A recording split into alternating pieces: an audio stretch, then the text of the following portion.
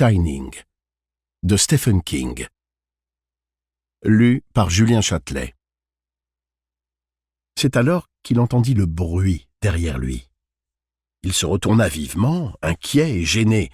Quelqu'un l'avait-il surpris en train de faire l'idiot au royaume des enfants?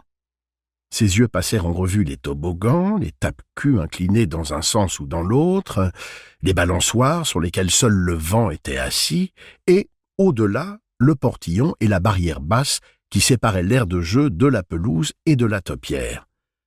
Les lions qui montaient la garde au bord du chemin, le lapin qui semblait brouter l'herbe, le bison prêt à charger, le chien accroupi.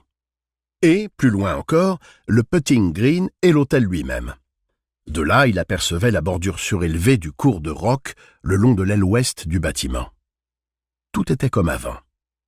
Alors, d'où venaient ces picotements sur le visage et les mains? Pourquoi ses cheveux se dressaient-ils sur sa nuque comme si la peau avait subitement rétréci? Les yeux plissés, il scruta l'hôtel sans obtenir de réponse. Il se dressait là, simplement. Les fenêtres étaient sombres, un mince filet de fumée provenant du feu allumé dans le hall s'échappait par la cheminée. « Allez, mon gars, tu ferais bien de t'y remettre, ou sinon, quand ils vont rentrer, ils vont se demander ce que tu as foutu. » Oui, au boulot. La neige approchait et il devait tailler ces foutus buissons. Cela faisait partie du contrat. Et puis, il n'oserait pas... Qui ça? Quoi donc? Oser faire quoi? Il retourna vers le taille-haie posé au pied du toboggan des grands. Le bruit de ses pas sur les graviers lui parut anormalement fort. La peau de ses testicules s'était ratatinée, et ses fesses étaient dures et lourdes comme de la pierre. Nom de Dieu, qu'est-ce qui se passe? Il s'arrêta devant le taille-haie, sans se baisser toutefois pour le ramasser. Quelque chose avait changé, finalement.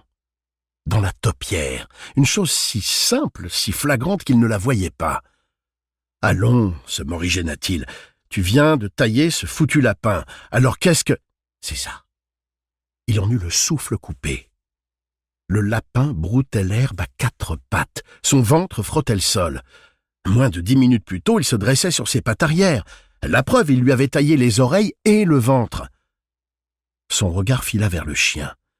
Quand il était arrivé, le chien était assis sur son arrière-train, comme s'il réclamait une friandise. À présent, il était accroupi, tête dressée, et sa gueule entr'ouverte semblait montrer les dents en silence. Quant au lion... Oh non, mon gars, oh non, impossible. Il s'était avancé. Les deux qui se trouvaient sur sa droite avaient changé de position, de manière quasi imperceptible. Ils s'étaient rapprochés l'un de l'autre.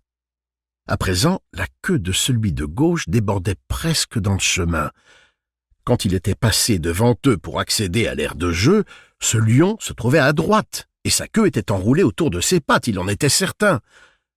Désormais, ils ne protégeaient plus le chemin. Ils en interdisaient l'accès. Jack plaqua sa main sur ses yeux et la retira brusquement. Rien n'avait changé.